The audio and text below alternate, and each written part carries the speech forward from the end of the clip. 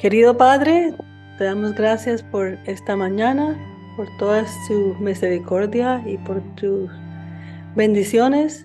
Padre, te pido que ahorita que vamos a comenzar a estudiar de tu palabra, que el Espíritu Santo nos ilumine la mente. Padre, te pido por aquellos que no han venido todavía, que oigan tu llamado para que vengan a escuchar tu palabra. Está también, por favor, con Ana Rosa, que tu espíritu la toque y nos ayude a entender lo que vamos a estudiar. Bendícenos, te lo pedimos en el nombre del Padre, del Hijo y del Espíritu Santo. Amén. Amén. Amén. Amén. Entonces comencemos con los versículos de memoria, y el del capítulo 1 de Gálatas son los versículos 6 y 7 y dicen, ¿cómo dicen? Bueno, yo sé que ustedes no hablan cuando estamos leyendo aquí. Tenemos a Leslie por el teléfono, gracias a Dios. Entonces comencemos versículos 6 y 7 del capítulo 1 de Gálatas, que son los primeros versículos. Me maravillo de que tan pronto, habiendo abandonado al que os llamó por la gracia de Cristo, os paséis a otro evangelio. No es que haya otro, pero muchos os perturban y quieren pervertir el evangelio de Cristo. Síganlo repasando para que no se les olvide ni se les ponga, ¿cómo se llama? Cuando una cosa ahora se me olvidó la palabra, rusty. Búsquenla en inglés. Entonces, el del capítulo 2 son los versículos 19 al 21. Gálatas 2, 19 al 21. Repitámoslo juntos. Así que por la ley he muerto a la ley a fin de vivir para Dios. Con Cristo estoy juntamente crucificado y vivo, no ya yo, mas vive Cristo en mí. Y lo que ahora vivo en la carne, lo vivo como por la fe del Hijo de Dios, el cual me amó y se entregó a sí mismo por mí. No desecho la gracia de Dios, porque si la justificación fuese por la ley, entonces por demás murió Cristo. Ahora estamos en el capítulo 3 de Gálatas, ya vamos llegando al final de ese capítulo, y los versículos de memoria del capítulo 3 son del versículo 26 al 29. Espero que ya esos estén también bien grabados en las mentes de cada uno. Gálatas 3, 26 a 29, repitamos juntos. Así todos sois hijos de Dios por fe en Cristo Jesús. Porque todos los que habéis sido bautizados en Cristo, de Cristo estáis revestidos. Y eso vamos a aclararlo hoy también. Vamos a ponerle más luz, más explicación para que entendamos qué quiere decir eso. Y luego en la última parte, en los versículos 28 y 29, ya no hay judío ni griego, ni esclavo ni libre, ni hombre ni mujer. ¿Por qué? Porque todos sois uno en Cristo Jesús. Y ya que sois de Cristo, de cierto sois simiente de Abraham y conforme a la promesa herederos. Yo siempre quiero decir conforme a y herederos conforme a la promesa, que es en la que me aprendí cuando estaba más joven. Entonces comencemos ahora. Habíamos terminado la vez pasada en la página 99 del libro. Está comentando en cuanto a... ok. Está comentando en cuanto al versículo 27. Así que entonces vamos a leer nuevamente el versículo 27, lo acabamos de repetir, pero vamos a ver exactamente cuál es el tema el cual vamos a desarrollar. Revestidos de Cristo por el bautismo. Versículo 27 está en la parte inferior de la página 98. Leámoslo juntos. Ya no lo sabemos de memoria, ¿verdad?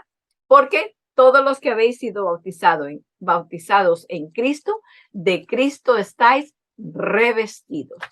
Entonces, en la sección que íbamos a comenzar hoy es la que dice el bautismo nos salva. El bautismo nos salva.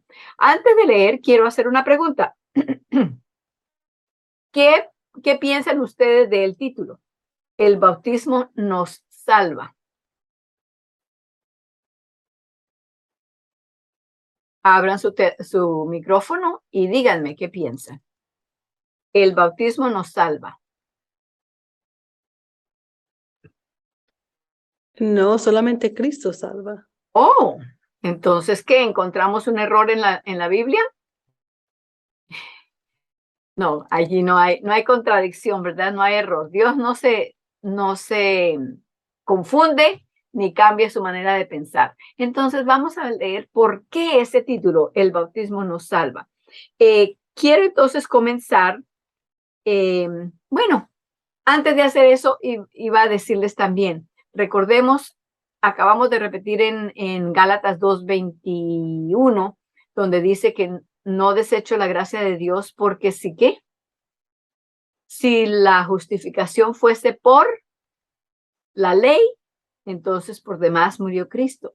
De la misma forma, y como dice allí Janet, somos salvos por Cristo. Si cualquier otra cosa llega a ser el método por el cual la salvación llega a nosotros, entonces también podemos decir igualmente, por demás murió Cristo. Si el bautismo nos salva, entonces ¿para qué vino Cristo? Lo que tenía que haber hecho es darnos un poco de albercas o piscinas o bautisterios para que nos bautizáramos y ya estaba así bien. Entonces, comienzo a leer en la parte superior de esa página 99, donde habíamos leído ya. Porque todos los que habéis sido bautizados en Cristo, de Cristo estáis revestidos. ¿No sabéis que todos los que hemos sido bautizados en Cristo Jesús, hemos sido bautizados en su muerte? Es por medio de su muerte que Cristo nos redime de la maldición de la ley, pero debemos morir juntamente con él. El bautismo es un símbolo de su muerte. Nos levantamos del bautismo para caminar en novedad de vida. Eso quiere decir una nueva vida, una nueva criatura. La vida de Cristo, de acuerdo con Gálatas 2:20, que ya lo repetimos. Habiéndonos revestido de Cristo, llegamos a ser uno en Él. Estamos completamente identificados con Él. Nuestra identidad se pierde en la suya. Con frecuencia se dice de alguien que ha sido convertido al evangelio, ha cambiado tanto que ya no se le reconoce, ya no es la misma persona. Hermanos, espero que esa sea la experiencia en cada una de nuestras vidas. De manera que no importa dónde estemos, ni con quién estemos hablando, ni qué día de la semana sea, ni qué cansados estemos, lo que se vea y lo que se oiga en nosotros es Cristo, porque hemos sido revestidos de Él. No se ve lo que yo soy, ni lo que yo quiero ser, ni las ambiciones que yo tenga. Lo que se ve es lo que Cristo hace, dice por medio de nosotros, ¿verdad? Entonces, entremos ahora sí a la parte donde dice, quiero también leer la última parte de del párrafo superior. Dice, de la prisión del pecado, el hombre es exaltado a la morada de Dios. Esto, por supuesto, en el entendimiento de que el bautismo haya sido una experiencia real, no solo un formalismo. No ha sido bautizado simplemente en el agua, sino en Cristo, en su vida. Y precisamente de eso es que va a seguir hablando en el siguiente párrafo. Entonces, hermana Cintia, ¿puede leer, por favor?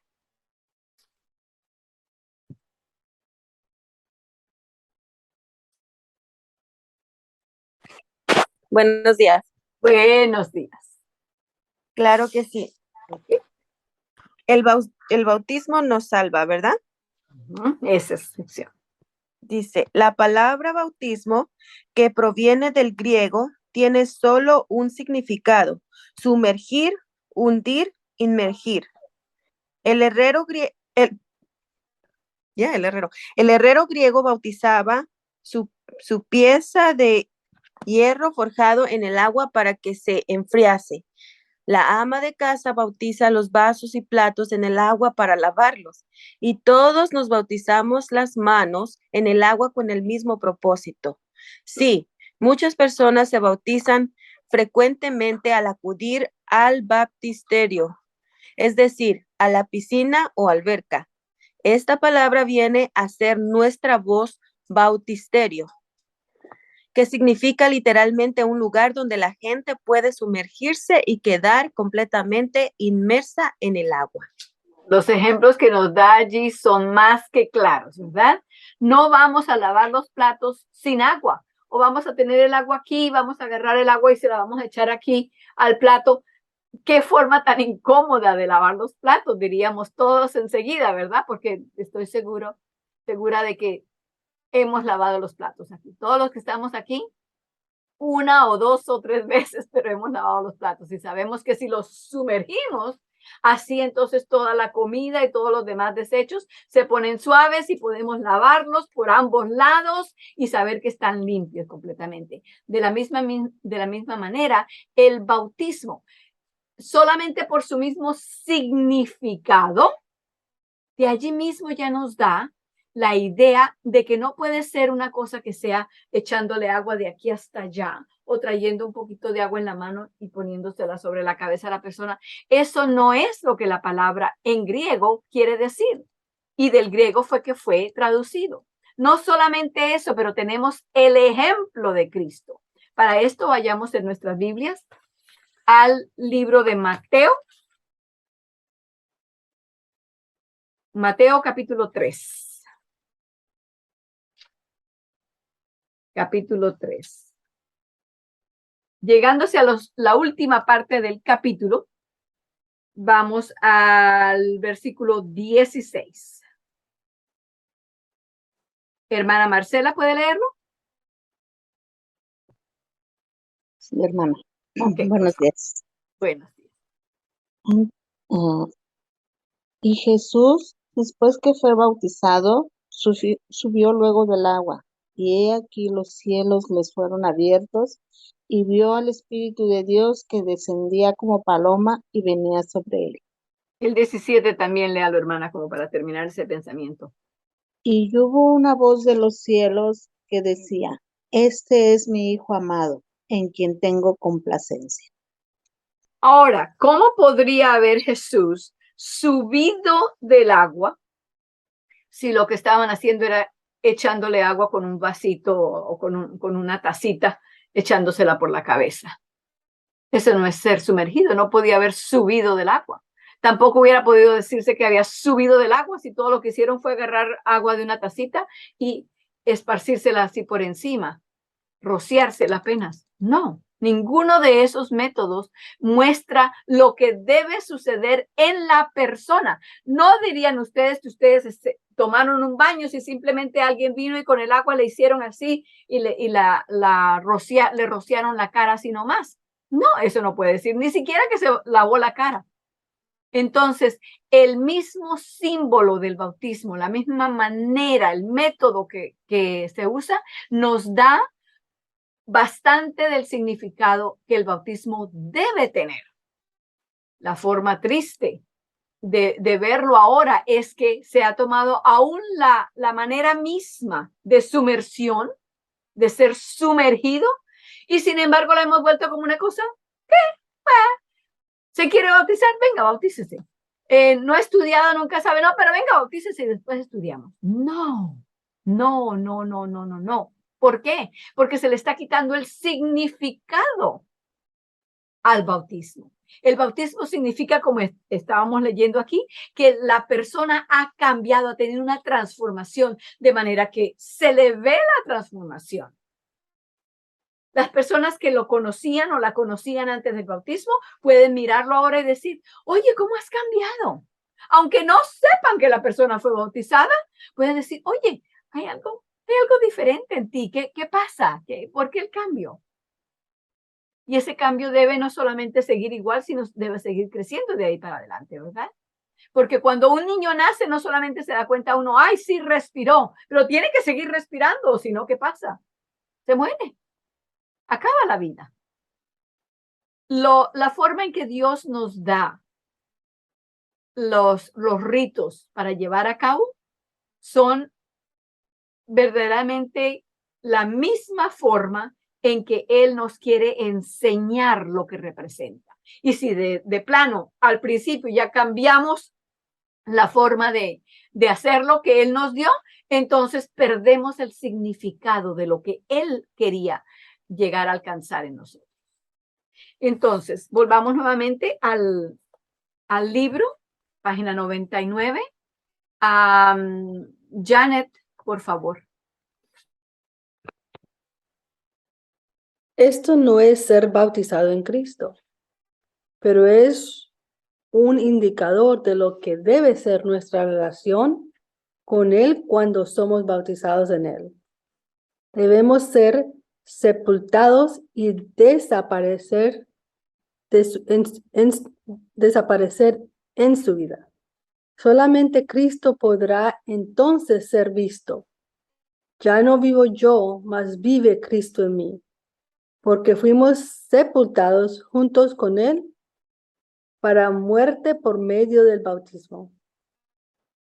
El bautismo nos salva por la resurrección de Jesucristo de entre los muertos, porque somos bautizados en su muerte, para que como Cristo resucitó de los muertos por la gloria del Padre, así también nosotros andemos en novedad de vida, habiendo sido reconciliados con Cristo por la muerte de Cristo, somos salvados por su vida. Así que el bautismo no el mero formalismo, sino el hecho real nos salva. Ahí está la clave. Cuando dice que el bautismo nos salva, quiere decir el bautismo auténtico, el bautismo de la vida, el bautismo que es realmente un símbolo de lo que ha sucedido en la vida de la persona. Ese bautismo salva. ¿Por qué? Porque es la representación de lo que Cristo hizo por nosotros, muriendo y resucitando. Pero si el bautismo es solamente un formalismo, solamente porque mi amiguita se está bautizando y mi hermano se está bautizando, entonces yo también me voy a bautizar. No sé nada de Cristo, no lo conozco, no sé cómo me amó ni nada de eso, no, pero me voy a bautizar. Esto sería tan ilógico como decir, como mi amiga se casó, yo también me voy a casar. No sé con quién, no sé quién es la persona, no lo conozco, no he llegado a saber de dónde vienen, ni qué piensan, ni cuáles son sus planes, pero me voy a casar. Con estar casado simplemente por la ceremonia del matrimonio, eso no quiere decir que la persona está casada. No ha llegado a casarlo. Lo que se llama casar es estar en completa armonía. Pero si no conocemos a la otra persona, ¿cómo podemos declarar que estamos en armonía? Es lo mismo del bautismo. Las dos cosas son muy parecidas, son los ritos que Dios nos ha dejado después de la cruz, lo mismo con la Santa Cena o la comunión. Por formalismo podemos hacer cualquier cosa, pero no tiene ningún valor a los ojos de Dios, porque Él no mira lo que está delante de los ojos, sino Él mira el corazón. Y lo que vale en esos ritos es la entrega, la sumisión de nuestra voluntad a Dios. Si esa sumisión no existe, pueden haber 20 bautismos de la misma persona. No hay ningún cambio. No ha habido la muerte y la resurrección con Cristo. Quiero que vayamos al versículo que se citaba allí, de Primera de Pedro 3:21, por favor. Primera de Pedro 3:21. Primera de Pedro 3:21. A ver, hermana Marcela, ¿lo puede leer? Sí, dice, el bautismo que corresponde a esto ahora nos salva, no quitando las inmundicias de la carne, sino como la aspiración de una buena conciencia hacia Dios, por la resurrección de Jesucristo. Entonces, el bautismo que salva es aquel que corresponde, algo que cala con lo que es la vida de Jesús, con lo que fue su muerte y su resurrección. Si Cristo no hubiera resucitado, Eso lo habla bastante el apóstol Pablo en 1 Corintios capítulo 15. Si Cristo hubiera muerto, pero no hubiera resucitado, nuestra salvación no hubiera sido completa. Porque no es solamente que morimos con Él, sino que resucitamos a una nueva vida. Ese cambio, esa transformación es lo que hace que la salvación de Cristo haga efecto en una persona. Si solamente la persona va a morir y de ahí para adelante va a seguir igual de muerta que estaba antes de haber conocido a Cristo, no hay ninguna razón, ninguna lógica en esto. Lo que Dios quiere es demostrar cómo la vida cambia, así como cuando una persona muere y la entierran, para que esa persona vuelva a vivir, ese es un cambio grandísimo. Eso no ocurre así solamente por las obras de la naturaleza. Eso representa un milagro de Dios para que un muerto vuelva a vivir. Solamente cuando morimos a la vida anterior y permitimos que la vida de Cristo nos resurrecte, nos dé la resurrección, nos resurrecciones sería, creo yo. Es de la única manera que representa el cambio y la transformación que Dios debe traer a cada vida humana para que digamos que estamos ahora sí casados con Él. Estamos viviendo una vida nueva, somos una nueva criatura. Entonces, el siguiente párrafo se titula Cuando llega la fe y habla del versículo 25 y 26. Entonces vamos a leerlo juntos. Y como vino la fe, yo estoy en el lugar incorrecto. Se me pasó la página y no me di cuenta. Ok. Sigue allí después de lo que leyó Janet y creo que no tenemos muchas personas para leer. Leeré yo. El bautismo es la respuesta de una buena conciencia para con Dios. Si no está presente una buena conciencia hacia Dios, no hay bautismo cristiano. Por consiguiente, la persona que va a ser bautizada debe tener la edad suficiente para realizar conscientemente este rito. Debe tener conciencia de su pecado y del perdón ofrecido en Cristo. Debe conocer la realidad de la vida que se le está manifestando y voluntariamente rechazar la antigua vida del pecado para obtener la nueva vida de justicia en Cristo. Si no han subrayado o marcado ese párrafo, les animo a que lo hagan, porque ahí está precisamente la definición de lo que es el bautismo verdadero. Ese bautismo, así como se describe allí, ese es el bautismo que nos salva. No nos salva por sí mismo, sino porque es la representación de lo que Cristo ha hecho al salvar a la persona. Cuando la persona llega a conocer quién es Él, llega a conocer qué ha hecho por ella, llega a responder a ese amor hacia Él, está enamorada la persona de Cristo y está viviendo con Él. Eso es lo que el bautismo representa. Esa es la clase de bautismo que nos salva. El siguiente párrafo dice, el bautismo no tiene el propósito de quitar las impurezas del cuerpo. Primera de Pedro 3:21, ya lo acabamos de leer. No se refiere a la limpieza externa, sino a la purificación del alma y la conciencia. Hermana Marcela puede buscar Zacarías 13:1, por favor, para tenerlo listo que vamos a leer ahí. Hay una fuente abierta para el pecado y la inmundicia. Y esta preciosa fuente es la sangre y la vida de Cristo. Zacarías 13:1, por favor.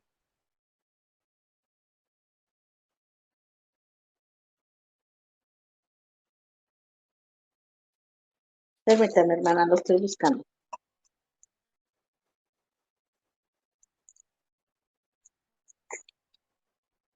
El penúltimo libro antes del Nuevo Testamento.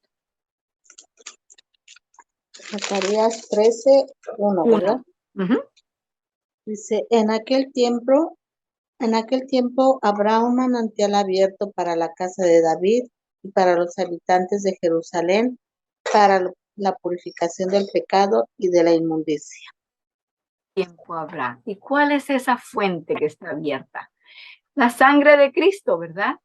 Con la cual nos lavó. Hablaremos un poquito más de esto. Sigo leyendo. Esa vida fluye en una corriente desde el trono de Dios, en medio del cual se encuentra el Cordero inmolado, y esto lo encontramos en Apocalipsis 5:6, de la manera como fluyó del costado de Cristo en la cruz, a través del Espíritu Eterno, se ofreció a sí mismo por nosotros a Dios. Fluyeron de su costado herido sangre y agua. Juan 19:34. Hermana Marcela, si lo encuentro también, ya que no tiene el otro libro. Juan 19:34.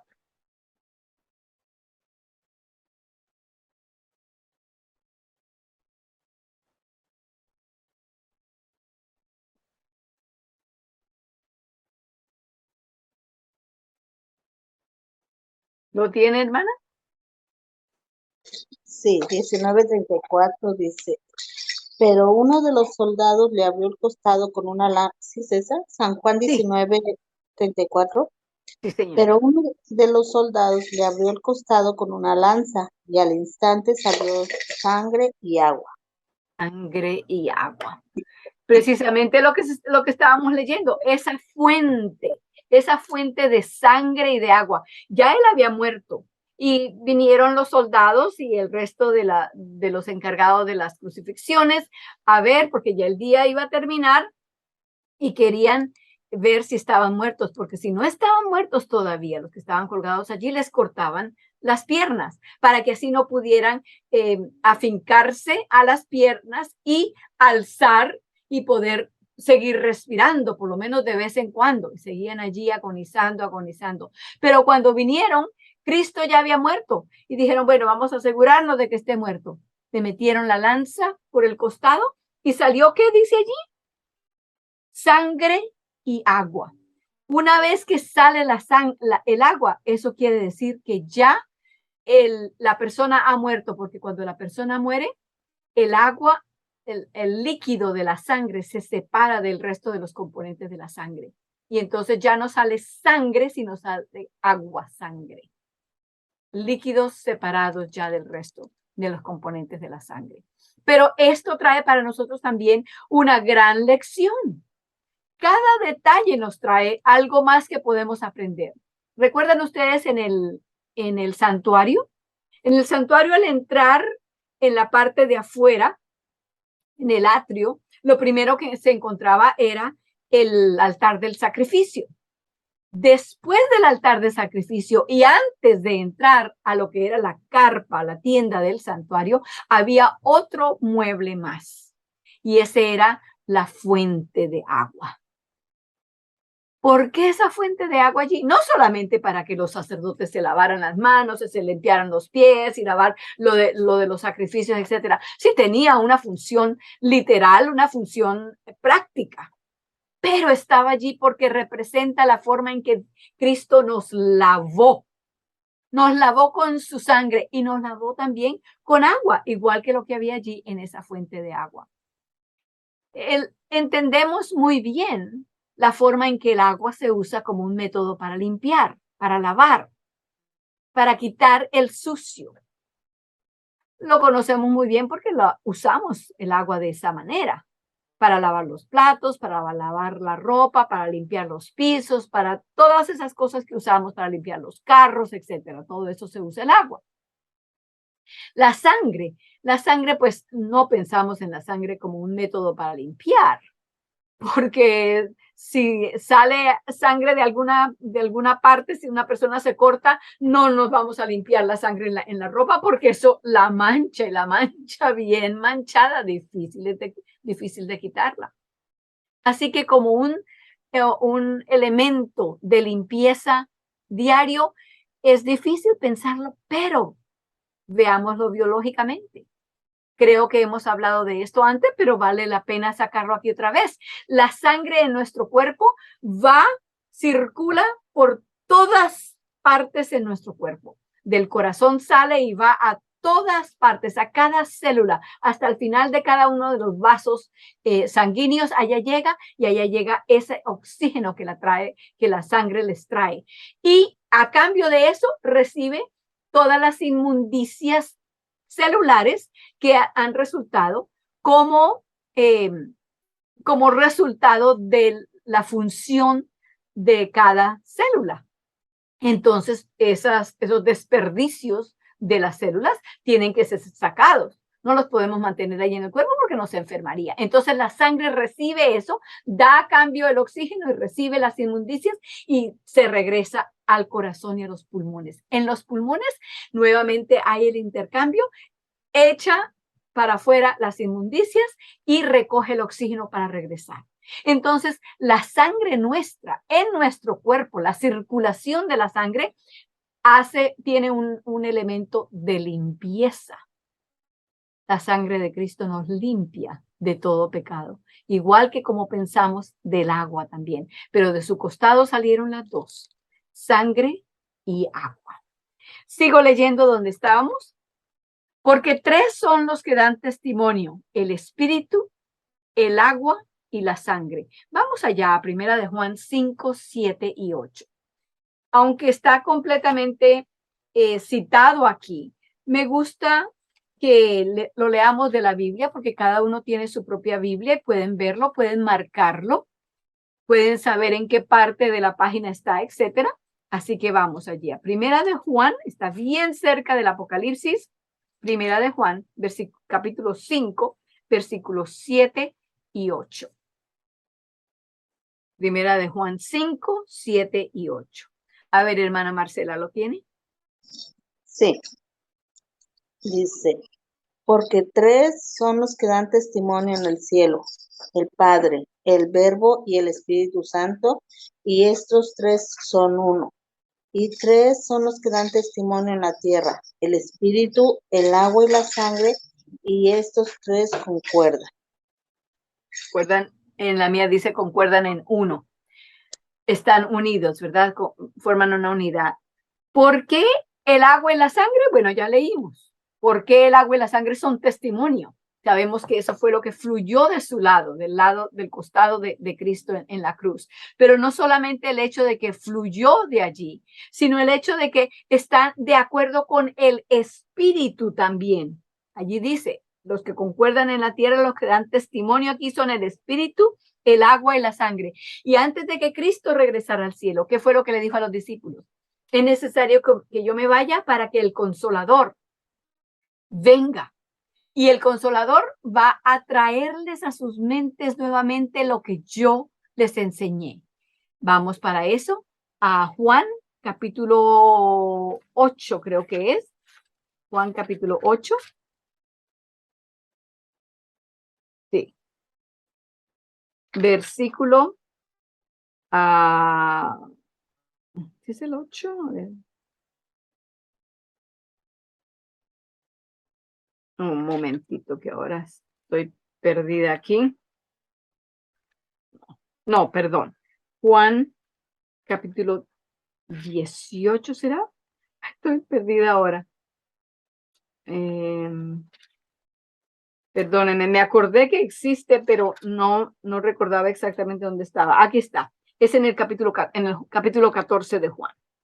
Juan 14, versículos 16 y 17. Dice, y yo rogaré al Padre y os dará otro consolador para que esté con vosotros para siempre. Igual que la sangre de Cristo y el agua que fluyó de él son testimonio porque están con nosotros, nos limpian de todo pecado, el Consolador también está con nosotros para siempre. El Consolador no viene un ratito y se va. El Consolador sigue allí testificando a nosotros, recordándonos todo lo que Cristo hizo y por qué razón lo hizo. Nos dice también la palabra de Dios que es por medio de su sangre que somos limpios y que tenemos vida eterna. La vida que va en la sangre, que tenemos en la sangre. Como dice la Biblia también, que cuando las personas fueran a comer de un animal, la carne de un animal, que no deberían de comer la sangre, tenían que sacar la sangre porque dice en la sangre está la vida, o la vida está en la sangre. Así que entonces esa vida de Cristo que está representada también en la sangre que se derramó en la cruz, esa vida también es la que nos salva, porque su ejemplo de someterse y entregarse al Padre continuamente su voluntad estaba sometida a la voluntad del Padre. Eso es lo que nos da el ejemplo de la victoria. Y así como Él lo hizo, nos ayuda para que también nosotros lo hagamos. Sigo leyendo entonces, estamos en la página 100, y estamos en el párrafo largo que está allí, estamos en la mitad de ello. Dice, todos ellos son uno también con la palabra, que es espíritu y vida. Cristo amó a la iglesia y se entregó a sí mismo por ella para santificarla y limpiarla en el lavado del agua por la palabra. Esto viene de Efesios 5. Literalmente, un lavamiento de agua en la palabra. Al ser sepultado en el agua, el nombre del Padre, del Hijo, en nombre del Padre y del Hijo y del Espíritu Santo, el creyente está conscientemente dando a entender su aceptación del agua de vida, que es la sangre de Cristo, la cual limpia de todo pecado, y de su entrega a Él para vivir de cada palabra que sale de la boca de Dios. A partir de entonces, desaparece de la vista y solamente la vida de Cristo se hace manifiesta en su carne mortal. La persona deja de existir, deja de ser vista, ya no se viste, ni se arregla, ni se peina, ni maneja este carro, no hace nada para que lo vean o la vean a ella o a él. No, hacemos todo para que Cristo sea visto en nosotros. La persona muere y cuando resucita con la apariencia, el vivir, la conducta de Cristo. Entonces, la siguiente parte es unidad en Cristo, la simiente. Y comienza allí con el versículo 28, que ya no lo sabemos de memoria también, así que repitámoslo. Dice, ya no hay judío ni griego, ni esclavo ni libre, ni hombre ni mujer, porque todos sois uno en Cristo. Y ya que sois de Cristo, de cierto, sois descendientes de Abraham y herederos de acuerdo a la promesa. Entonces vamos a ver si Janet, por favor, puede leer. No hay diferencia. Esta es la nota tónica del Evangelio. Todos son pecadores por igual y todos son salvos de la misma manera. Amén. Aquel que haga distinción en base a nacionalidad, imaginando una diferencia entre el judío y el gentil, podría también hacer una diferencia sobre la base del sexo, alegando que la mujer no puede ser salva del mismo modo y al mismo tiempo que lo es el hombre. O bien, que un siervo no pueda salvarse de la misma manera que su amo. No, solamente hay un camino y todos los seres humanos de cualquier raza y condición son igual delante de Dios. Amén. Todos vosotros sois uno en Cristo Jesús y Cristo es el uno. Por eso es que dice la Escritura. No dice y a sus descendientes, como si hablara de muchos, sino de uno solo. A tu descendiente, que es Cristo, y ya que sois de Cristo, de cierto sois descendientes de Abraham y conforme a la promesa herederos. Hay solamente una simiente, pero abarca a todos los que son de Cristo. Amén. Amén. Qué bien explicado. No deja ninguna duda en cuanto al significado que tiene. No hay diferencia. No es que, como hemos dicho antes también, no es que Dios diga, bueno, ahora no va a haber diferencia entre el hombre y la mujer. Pueden vestirse igual, pueden hablar igual, pueden hacer las mismas cosas, pueden llevar los mismos papeles en las relaciones humanas y en la sociedad. No, de eso no es que está hablando él. Él está hablando precisamente de lo que acaba de leer aquí la hermana Jan. delante de Cristo, Él no salva a uno de una manera y al otro, como es de otra clase o de otra nacionalidad, de otro género, entonces a ese lo tiene que salvar de otra forma. No, no hay sino un solo método de salvación, porque no hay otro nombre dado a los hombres debajo del cielo por medio del cual podamos ser salvos. Solamente Cristo. ¿Y qué dijo Cristo de sí mismo? Yo soy el camino, la verdad y la vida. Nadie viene al Padre sino por mí. De ese versículo, que por cierto está en Juan 14:6, me gustaría también, ahora que estamos hablando de eso, hacer un poco de explicación. Porque fácilmente para nosotros, al leer allí que dice, nadie viene al Padre sino por mí, podemos imaginarnos que esto se refiere a que Cristo se sienta en un escritorio que está a la entrada del cielo y todos tienen que pasar por él antes de ir a hablar con el Padre.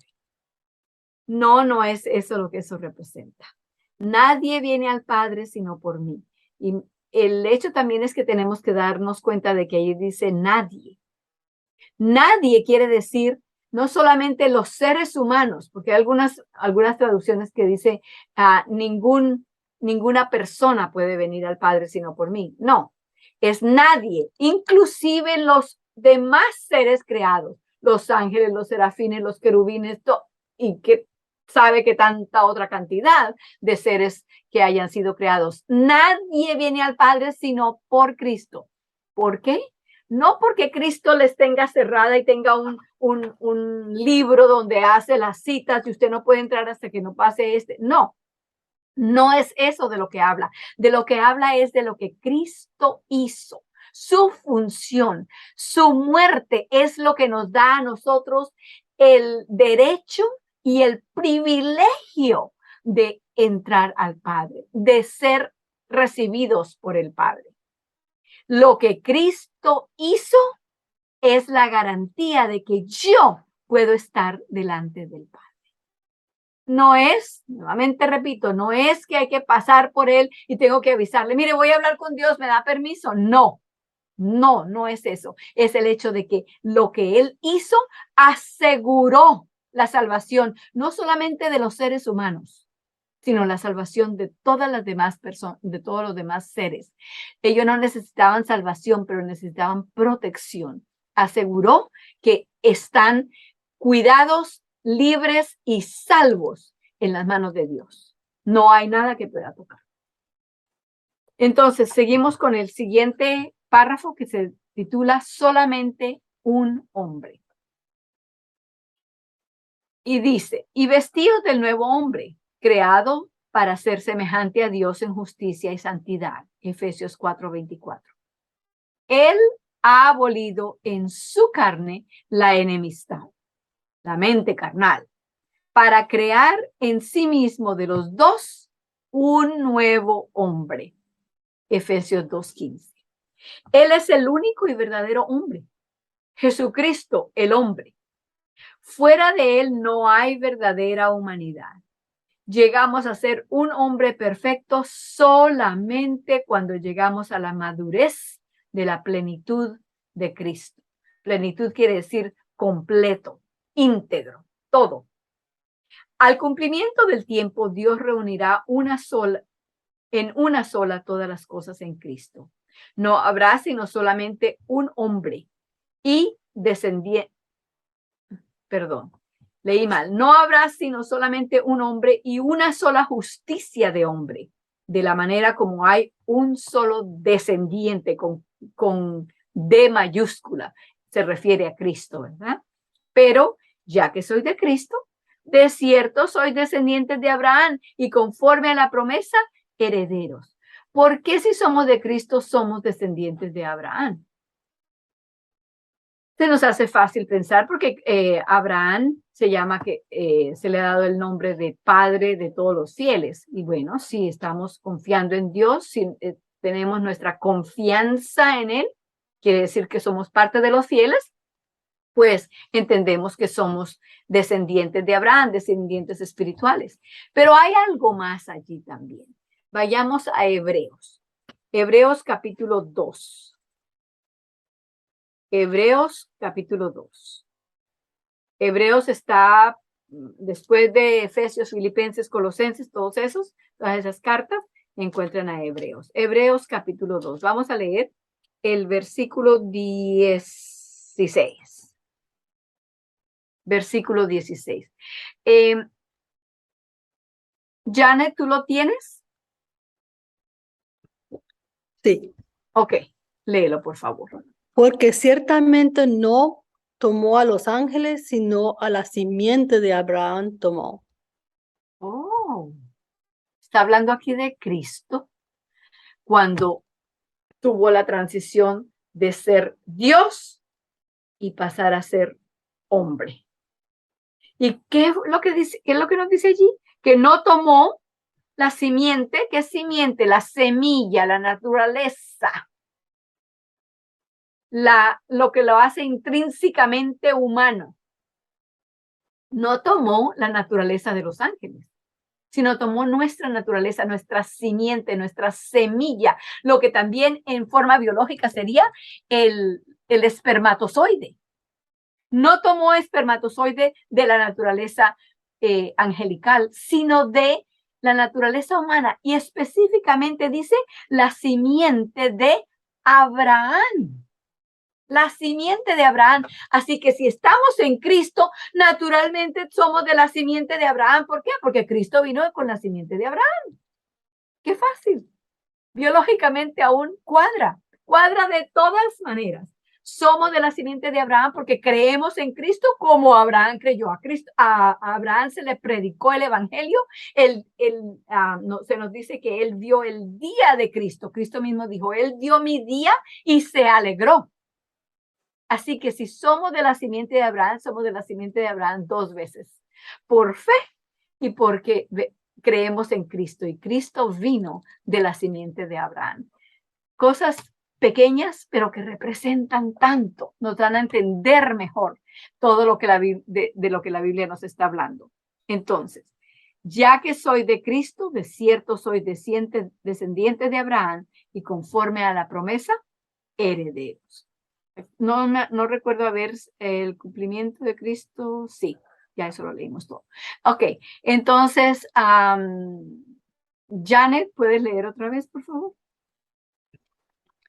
Cristo es la simiente. Todo queda plenamente establecido, pero Cristo no vive para sí mismo y no es heredero solo para sí. Ha ganado ciertamente una herencia, no para sí mismo, sino para sus hermanos. Amén. El propósito de Dios es reunir a una sola todas las cosas en Cristo. En una sola.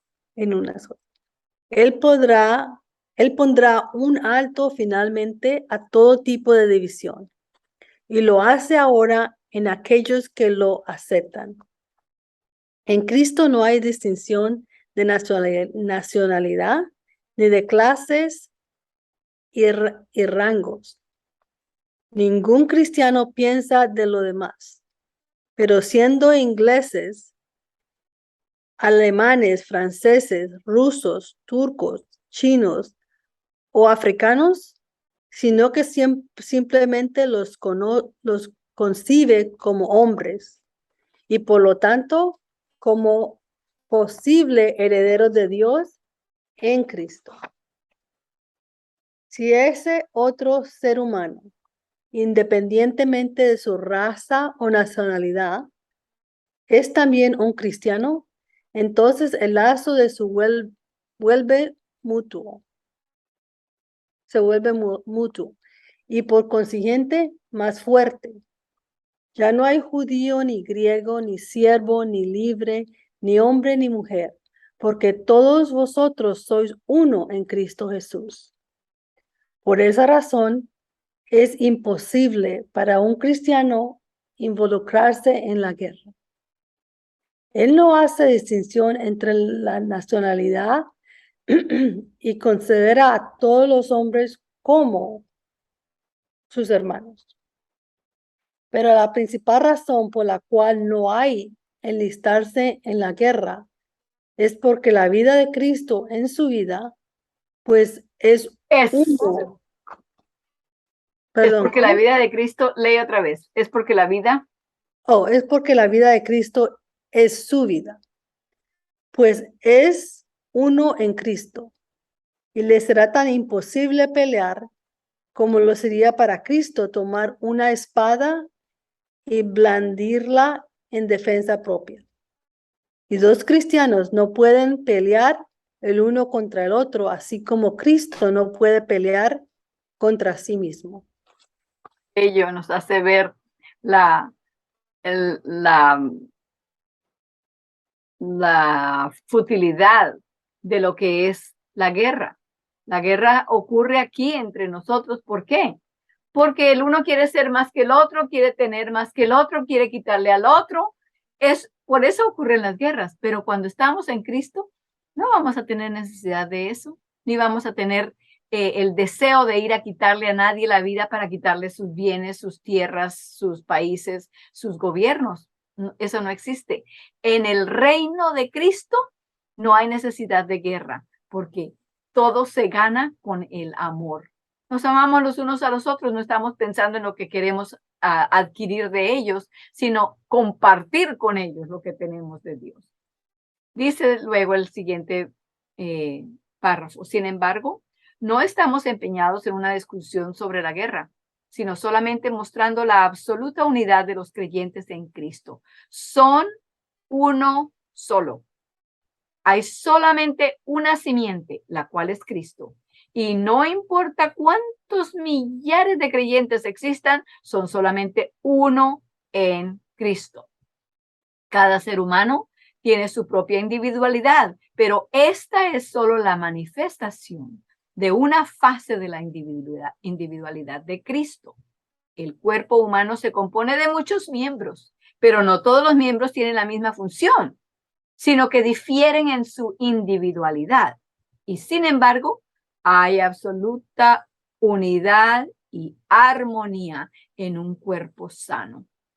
En aquellos que están revestidos del nuevo hombre, que es la renovación del entendimiento a la imagen de aquel que los creó, no hay griego ni judío, circuncisión ni incircuncisión, bárbaro ni escita, siervo ni libre, sino que Cristo es el todo en todos. Colosenses 3:11. Suena muy parecido al que nos aprendimos aquí en Gálatas, pero cuando Pablo le escribió a los colosenses, la lista está un poquito más larga, más comprensiva, tiene más secciones para que entendamos que en Cristo ninguna de esas divisiones existe. La siguiente sección es la cosecha. Y comienza diciendo, en la explicación de Cristo de la parábola del trigo y la cizaña, nos dice que la buena semilla son los hijos del reino. El labrador no permitía que la cizaña se arrancara de entre los brotes del trigo, porque en su temprana etapa de crecimiento sería muy difícil distinguir entre ambas y algo del trigo sería destruido. Así que dijo, dejad crecer juntos lo uno y lo otro hasta la siega. Y al tiempo de la siega, yo diré a los segadores, arrancad primero la cizaña y atadla en manojos para quemarla, pero juntad el trigo en mi granero. Es durante la cosecha que el trigo se junta. Todo mundo lo sabe. Pero lo que la parábola muestra especialmente es que es en el tiempo de la cosecha cuando el tipo de semilla se hace claramente manifiesta. En otras palabras, la semilla aparece madura en el tiempo de la cosecha. La cosecha aguarda solamente a que la semilla se haga plenamente manifiesta y se madure. No sé cuántos de ustedes, creo que varios de ustedes han sembrado una hortaliza, una huerta con vegetales de diferentes clases. Cuando comienzan a brotar las semillas que usted plantó, también comienzan a brotar muchas plantas que son maleza. No son plantas de las cuales vamos a tener un producto para cegar y un fruto que madure. Pero cuando están pequeñitas, y digo esto porque sé lo que nos ha sucedido antes, hay unas plantas malas que tienen las hojitas iguales a las de las plantas de zanahoria. ¿Saben cómo son las hojitas de la zanahoria? Son así como casi como un helecho. Tienen varias hojitas chiquititas. Cuando una vez sembramos la huerta, cuando los niños estaban pequeños, entonces fuimos a sacar las hierbas malas para que no fueran a ahogar las otras. Y les dijimos, pero tengan mucho cuidado, no saquen estas porque estas se parecen a las de la zanahoria. Y si las sacamos ahora, de pronto estamos sacando las semillas que nosotros sembramos. Ahora, si estaban lejos de donde habíamos sembrado las semillitas en orden, pues esas sí las podíamos sacar. Pero de la misma forma ocurre con la maldad. El enemigo sabe cómo vestir la planta de una manera, la planta del pecado, de una manera que se vea buena, atractiva. No tiene ningún problema, inocente, es otra plantita, igual que esta. No nos dejemos llevar por eso y tengamos presente que Cristo dijo, por sus frutos los conoceréis. No podemos saber cuando están chiquititas, no podemos saber la intención de la persona, pero el fruto lo dirá sin haber ninguna duda. Si usted ve una naranja en un árbol, no se pregunta, ¿esto será una naranja o será una manzana? Usted sabe exactamente, la naranja no tiene pérdida con la manzana. Las uvas no se parecen a los higos no se parecen a las peras, etcétera. Así que por eso Cristo dijo, por sus frutos los conoceréis. El fruto de la vida de una persona, ese lo podemos y lo debemos juzgar. Porque si no, estamos permitiendo que la vida de esa persona tome posesión de nuestros pensamientos y de nuestras maneras de ser también. Por eso les decimos a nuestros hijos que tengan cuidado con las amistades que forman. ¿Y cómo pueden saberlo ellos? Por los frutos. De acuerdo a cómo esa persona se comporta, su conducta le dará a su hijo o a su hija la información que necesita para saber si debe ser amigo o amiga de esa persona o no. Estamos entonces ahora en la parte superior de la página 103. Janet, ¿puedes leer, por favor? Pero la cosecha es el fin del mundo. Así que el tiempo cuando venga la simiente a quien se refiere la promesa es el fin del mundo, cuando se cumpla la promesa de la tierra nueva. No es posible entonces que la simiente o semilla pueda venir antes de ser tiempo, porque el fin del mundo no vendrá hasta que la última persona que pueda ser inducida a aceptar a Cristo haya tenido tal oportunidad. Y la simiente no es completa mientras esté faltando un grano. Esté faltando. Entonces, leamos ahora en el verso 19 del tercer capítulo que la ley fue dada por causa de las transgresiones. Dice, hasta que venga la simiente a quien se refiere la promesa. ¿Qué lecciones aprendemos de esto? Simplemente la siguiente, que la ley, como fue dada en el Sinaí, sin el cambio ni aún de la letra más pequeña, es una parte integral del Evangelio y debe ser presentada en el Evangelio hasta la segunda venida de Cristo y en el tiempo del fin. Hasta que perezca el cielo y la tierra, ni una jota ni una tilde perecerá de la ley. ¿Y qué del tiempo cuando hayan pasado los cielos y la tierra y vengan nuevos cielos y nueva tierra? Entonces no será necesario tener la ley escrita en un libro para ser predicada a los pecadores, de modo que reconozcan sus pecados, porque estará escrita en el corazón de cada uno. ¿Abrogada? Por supuesto que no. Al contrario, indeleblemente grabada en el corazón de cada individuo, escrita no con tinta, sino con el Espíritu del Dios viviente. Amén. Entonces dejaremos hasta aquí por esta vez. Vamos ahora a arrodillarnos para orar.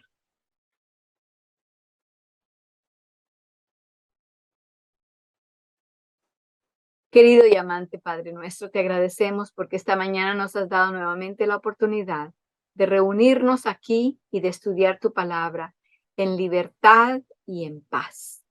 Señor, ayúdanos a usar cada una de estas oportunidades que tú nos presentas al máximo, para que así no vayamos a llegar al día cuando no tengamos la palabra y estemos malayándonos de que no tomamos oportunidad de lo que nos diste. Señor, ayúdanos a comprender que cada cosa que tú has hecho, cada símbolo, cada rito, cada palabra que encontramos en las Escrituras tiene un significado, no solamente en la superficie como lo vemos, sino mucho, mucho más profundo. Ayúdanos, Señor, para que sigamos haciendo como tu Hijo nos aconsejó que hiciéramos, escudriñar las Escrituras. Ayúdanos, Señor, para que diariamente abramos nuestra mente y le permitamos para que tus palabras sean las que reinen en nuestro corazón, en nuestras decisiones, en cada opción que se nos presente y que así, por nuestras propias vidas, le demos ejemplo a nuestros hijos a medida que van creciendo o a nuestros nietos para que también ellos sepan el camino que deben seguir. Gracias, Señor, por dárnoslo todo en Cristo. En su nombre te lo agradecemos.